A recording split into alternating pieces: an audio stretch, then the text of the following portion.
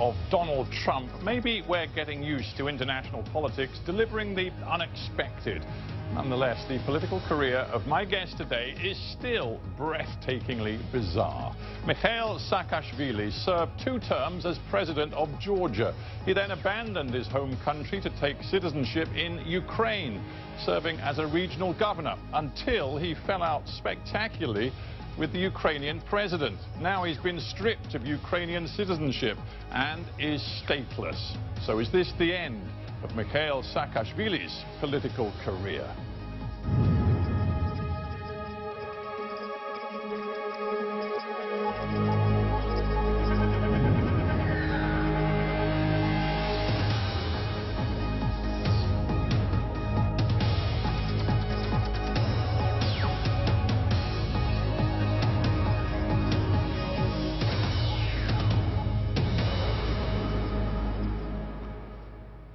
Mixheil Saakashvili in Warsaw. Welcome to Hard Talk.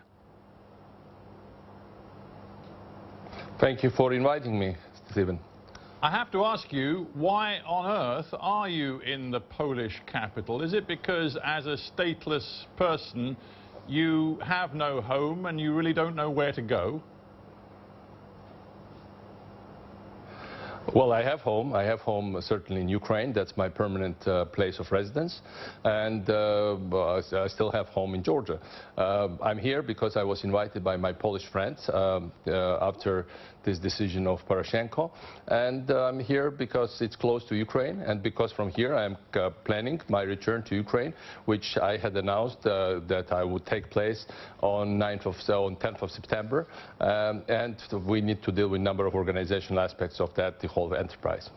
Well, yes, very polite way of putting it, organizational aspects. The truth is, if you go back to Ukraine on the 10th of September, as you say you will, I can only imagine you'll be detained as an illegal entrant into the country because you don't have any right to be in Ukraine. You've been stripped of your passport and your citizenship. Well, first of all, I have full legal right, even if one considers that I'm a stateless person, which obviously is a very debatable thing. But even if I'm a stateless person in Ukraine, and stateless persons in Ukraine, under the Ukrainian constitution, enjoy all the rights of all the human rights inside Ukraine. That's first. But second, it's the whole way how they did it, you know, quite unprecedented. That I was on my private trip to the United States. President Poroshenko waited for me to leave, changed the commission, added their new members and more loyal to him, and without any prior notification, without any public hearings or any kind of hearings, in a very secret manner, they stripped me of citizenship in violation of Ukrainian constitution, in violation of 1961 Convention on reducing this. Yeah, the problem is you broke the rules. So it's illegal, and I'll go back to Ukraine to fight for my rights in the court. Well, yes, you might have your day in court, I suppose, but let's go through this by stages. Will you accept that you broke the rules? You didn't, when you signed all the forms, filled the forms in for Ukrainian citizenship, you didn't declare that you were under criminal investigation in Georgia, and you should have done according to Ukrainian law. Well, certainly it's not true. First of all, I declared everything, and I'm now demanding that I should get all the documents which I filled, because they published some document on which there is my fake signature, and even Prosecutor General of Ukraine, in the conversation with journalists, recognized that it's a fake signature because he knows well me and he knows my signatures, because I happened to award him with medals when I was president of Georgia, something like that. So and this wasn't even my signature, but even that had been true, which is not true, Ukraine's president has no right to deprive Ukraine's citizens of citizenship. It is just forbidden, because especially when you don't have any other citizenship. And they are used to the fact that many people in Ukrainian parliament, in Ukrainian politics, among Ukrainian oligarchs, basically almost everyone has other countries' citizenships. They never deprived them of anything. They just went after me because there was clearly political motivation. Okay, and it had nothing to do. And with regards to those so-called criminal cases in Georgia, with regards to those criminal cases in Georgia, let me finish that. Ukraine's Prosecutor General twice wrote back to Georgians prosecutors saying it's purely a political matter. There is no legal substance to criminal matters investigation in Georgia, and Ukraine refused officially to recognize them on 2 occasions. Yeah, well, let's hang on. I'm going to stop you because it's complex, and I'm trying to simplify it for our audience. But the fact is, going back to 2007, when you were president of Georgia, it is now alleged in the Georgian courts, and you face charges as a result of this, it is alleged that you abused your power in the way that you handled and repressed some protest demonstrations, and also in the way you tried to intimidate, it is said, an opposition TV station. Now, those are charges that you face in Georgia. The Ukrainians have said that if you try to get back to Ukraine, they will then consider a Georgian extradition request to send you straight to Tbilisi to stand trial. So why don't you just miss out the middleman, face the music, and go to Tbilisi and make your case before a court? Because I'm an active and very prominent Ukrainian politician. I'm a leader of a rapidly growing political party in Ukraine. I have lots of supporters in Ukraine, and I pledge Ukrainian people that will carry till the end the flag of the reforms, which I, together with other people, happen to symbolize there. That's first. Second, when you're talking about so-called charges, they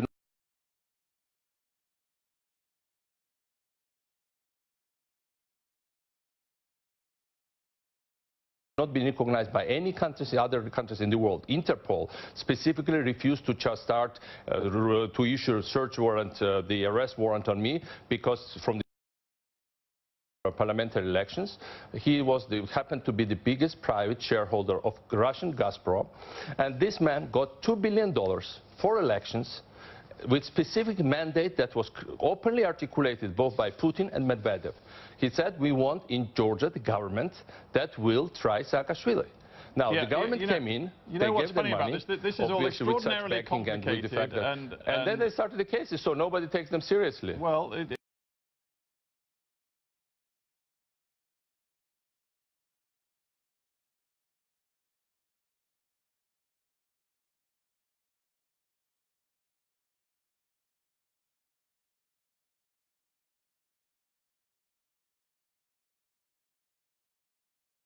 it's all very complicated. People might struggle to get a grip on this, but one thing that people will understand is the phrase, what goes around comes around. And this man that you describe as a Russian oligarch, but in fact, of course, has Georgian citizenship, Mr. Bidzina Ivanishvili, he has been your enemy for a number of years. When you were Premier of Georgia, you tried to strip him of his citizenship. And now here you sit as a man who's been stripped of his Ukrainian citizenship. You're a man who's played games in a very, very difficult region for a long time, and frankly, it's come back to bite you on the bum. Let me make it very clear. Ivanishvili lost his citizenship automatically because he got another country's citizenship, and that's how the law in Georgia is. But however, nobody has expelled him from the country, unlike what Poroshenko did against me. And second, we specifically changed law because he was back then leader of one of the biggest opposition parties, specially changed law for him and allowed foreign nationals from European Union, quite an exception, to run for elected office in Georgia. We specifically accommodated law to safeguard the democracy. So these are two radically different cases. I wish Poroshenko had done it. If Poroshenko does the same thing to me as I did to Ivanishvili, I would be more than happy. If he allows me into the country legally and allows me to run in the elections, then he can not even keep even if it's without citizenship. Right. So these are not the comparisons. We'll get to Ukrainian politics in just a second. I wasn't afraid of Ivanishvili as a competition. I never was afraid despite his money, and Poroshenko is afraid of me. And when you said, is it end of a political career of Saakashvili? No, I think it's end or beginning of the end of political career of not only President Poroshenko, who showed extreme weakness by doing that, extreme negligence of the law, and looks in the eyes of Ukrainians like a very, very bad, but also very weak politician, but also of the oligarchic system in Ukraine, which has been destroying Ukraine for the last 25 years. Yeah, this is very interesting because you now condemn Poroshenko, describe him as the friend friend of the oligarchs, a man who has completely failed Ukraine. Of course, he was your great friend. I mean, you were at college together. He was the man who invited you in 2015 to come to Ukraine, encouraged you to take citizenship, and then offered you the appointment as governor of the Odessa region. Have you paused for a moment of sort of self-reflection to wonder why Poroshenko now regards you as extremely bad news? Like so many other people in your career, you seem to have made an awful lot of enemies, and the most recent one, of course, is Mr. Poroshenko himself. Look, you were exact when you said that I studied in Ukraine. I spent altogether 13 years of my life in Ukraine, and I was not invited to Ukraine by Poroshenko. Basically, we came almost at the same time to study into Ukraine from other countries. He came from Moldova, I came from Georgia. Now, I was, as a student, part of the first Ukrainian revolution. Then I, together with leaders of first Maidan, was participating in organizing the first Maidan. I was there on the second Maidan, and I stayed after second Maidan, even if Yanukovych tried to do the same to me as Poroshenko is doing now, to declare me persona non grata. And that's so I'm essential part of Ukrainian landscape and history for the last at least 20-25 years. But you're not Ukrainian, you're Georgian. I am Georgian, I'm proud to be Georgian, but you know, there are so much intertwined stories of Georgians and Ukrainians. There were Ukrainians fighting for Georgia in the 90s against Russian aggression. There are hundreds of Georgian officers now on the front, on the Eastern Front. There are many people with Georgian origin in Ukrainian political spectrum, and there is a Ukrainian minister in Georgian government. So I mean, if you just talk about ethnicity, these countries are interconnected, and you are exactly right. I've got lots of enemies, but I would be very unhappy if oligarchs had considered me as their friend.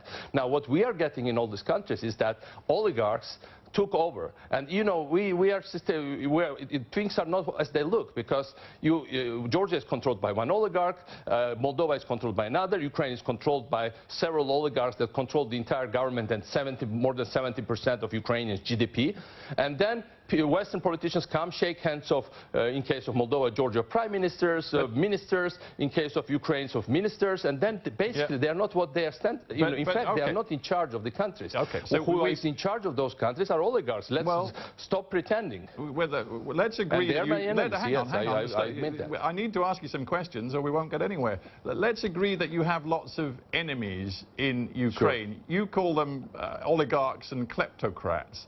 But the problem for you is that you went to Ukraine, and to Odessa in particular, saying you were going to root out corruption, you were going to clean up that region. You failed to do that because corruption clearly was still prevalent when you were there. And the problem is that many Ukrainians felt you weren't really focused on doing your job in Odessa. You were too busy playing politics in Kiev because you wanted the top job for yourself of Prime Minister. And to quote the actual Prime Minister, Mr. Yatsenyuk, at one particular stormy meeting with you, he said, and I'm quoting, "You are nothing but a travelling showman and a blabbermouth. You were invited into this country to promote reform, not to engage in politicking." That was your mistake. Look, I've been offered 3 times, on 3 occasions, by President Poroshenko to become Prime Minister of Ukraine, and I declined. And it's a well-known fact. I declined it because I thought that in present circumstances, when they just wanted me for facade, because that was the moment when I first became extremely popular in Ukraine, they thought they would sell it to their population as real reforms, while they had parliamentary majority which obviously didn't want the reforms. And when I went to from the very beginning, you rightly said that I stood by Poroshenko's side. I don't regret it, because basically things were starting well. Things were starting well after Maidan. We adopted anti-corruption laws. We created National Anti-Corruption Bureau, and I was at the helms of creating that bureau together with the others. Lots of young, idealistic Ukrainians came to different positions into the government. And indeed, I went to Odessa as part of a deal to clean up the most corrupt, but also the most strategically important, arguably, region of Ukraine, and also a region that was strongly destabilized by separatist and movements and Moscow intrusion. And I went there specifically with clear promise from Poroshenko that he would help me to clean up there by also changing some laws in Kiev and by making customs more transparent, by making the tax system better. And instead, we got exactly the opposite. The very moment when I confronted the clans, and I think we delivered on the fact that customs in Odessa, which is the most important customs on Ukraine, for all the time I was there was absolutely clean, and that's well-known fact. Then we created the best public services whole in Ukraine. I basically pushed the central government for the first time in 40 years to build a very important strategic road to restore it, because it was the worst road in Europe.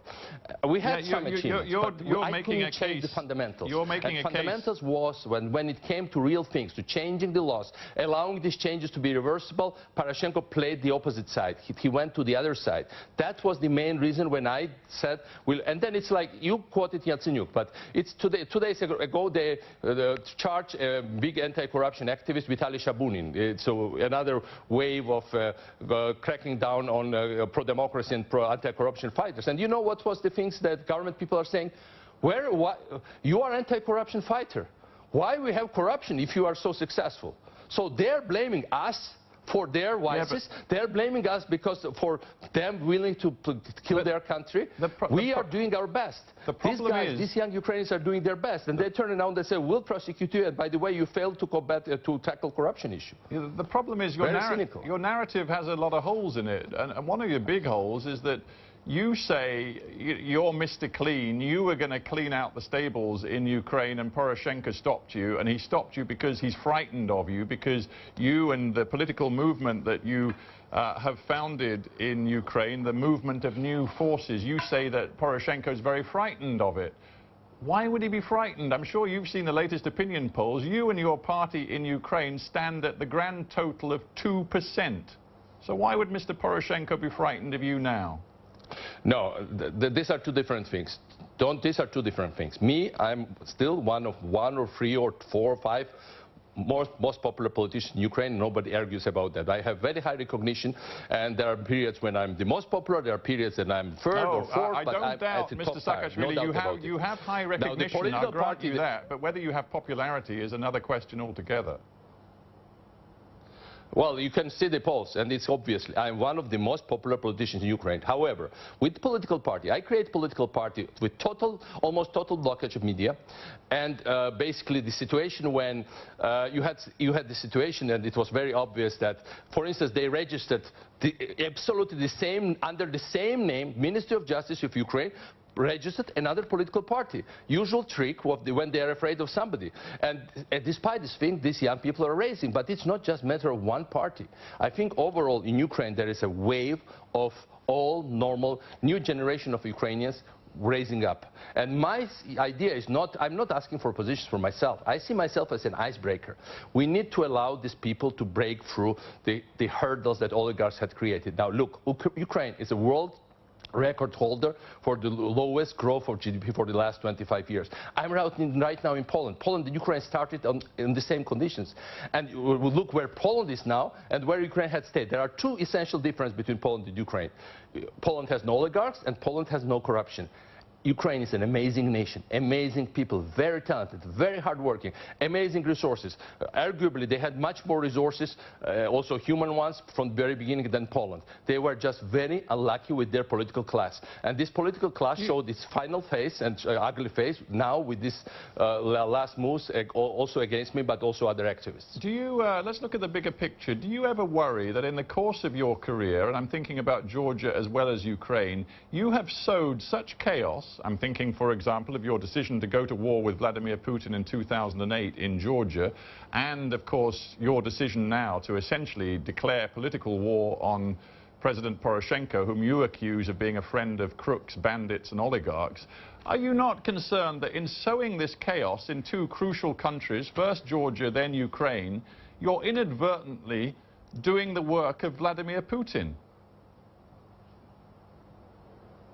Look, I think what Poroshenko did, this is exactly the best thing that he could give to Putin. Putin now has such a pleasure from this.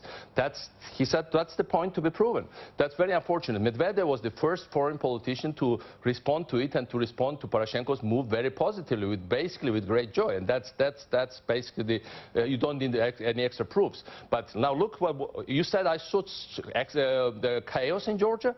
Under my leadership, Georgia's GDP grew 4 times. Georgia went up from 127th place in terms of ease of doing business to being number 9 in the world. We've been world's #1 reformer for 5 or 6 years in a row of my leadership. We enjoyed double-digit growth, very substantial time of my leadership. Yeah, but you also went to war with Vladimir Putin. We created a new statehood, a very successful one, and role model for the entire region. That's why Ukrainians are supporting me. Well, you can quote GDP figures, and I accept the GDP improvement, but you can also point to the fact you took a risk, you thought you could stand up to Vladimir Putin, and you failed. You got involved in a conflict which you couldn't possibly win, and the consequences of that are still being felt in Georgia and Ukraine today. That's your legacy. Stephen, I've been on your show several times. Sometimes Russians say I'm crazy, but I think you know that I'm not crazy. I would not never be crazy to go and confront Russia. No. It's just like blaming Ukraine that Russians attacked them. It's blaming us that we attacked, that we had victim behavior, we got attacked. We got attacked because we were successful. But despite the Russian attack, Georgia withstood that back then, and basically the fastest development, strangely, but happened after 2008. After world financial crisis and after Russian attack, the Georgian cities mushroomed, and jobs went up, and Georgia went up on every international benchmarks and ratings, and that's happened on my watch. So that's exactly, Ukrainians are aware of that, and Ukrainians would like to have the repetition of the same thing in Ukraine. Ukraine deserves much better life. Ukrainians are heroic. We should not blame Ukrainians that they got attacked. They get attacked every day. Is it them to be blamed? But they're heroically standing their grounds and protecting their country, by the way, together with many Georgians that came to fight alongside Ukrainians as well. Before we end, I just want to ask you a quick question about Donald Trump and the way that the region, your region, sees Donald Trump. You made a very great point when Trump won in 2016 of talking about your association with Donald Trump. You put up, or at least you posted on the internet, posters of you and Trump back in 2012, shaking hands, and it appeared to be doing a deal to build a Trump Tower in Georgia, which of course never got built. But you claimed to be a friend of his, and you criticized President Poroshenko for siding with Hillary Clinton. But as you look at the region today, do you really think that being close to Donald Trump is in the interests of Ukraine or indeed Georgia, given his relationship or his ambition to build a warmer, better relationship with Russia? Well, first of all, I'm very proud of the project we were doing in Georgia, and it hadn't got built because I left the government. For the last 5 years since I left, as I said, Georgia's GDP quadrupled on my watch, and under this government of Russian oligarch Ivanishvili, basically it's not even in dollar figures, it's less than it was under my presidency. So it's a disaster, and basically almost all big projects have stopped, and Trump Tower has stopped as well. Well, but the project was great. But hang on, isn't the truth that Donald Trump is a bit of a disaster for Ukraine? Isn't that the truth? Look, the United States have been very supportive of Ukraine's territorial integrity, and I think that had not changed. There was travel of Vice President recently to Georgia and Tillerson here, and they were very supportive.